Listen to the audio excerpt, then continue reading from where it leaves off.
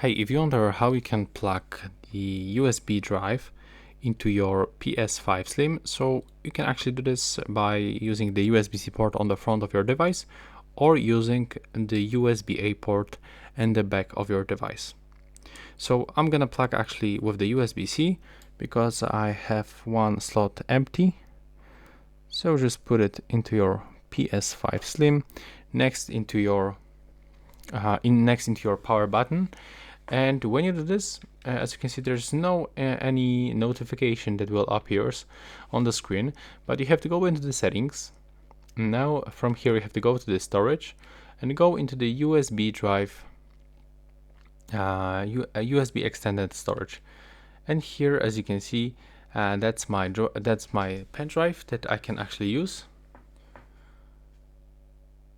And yeah, if I want to move any storage, any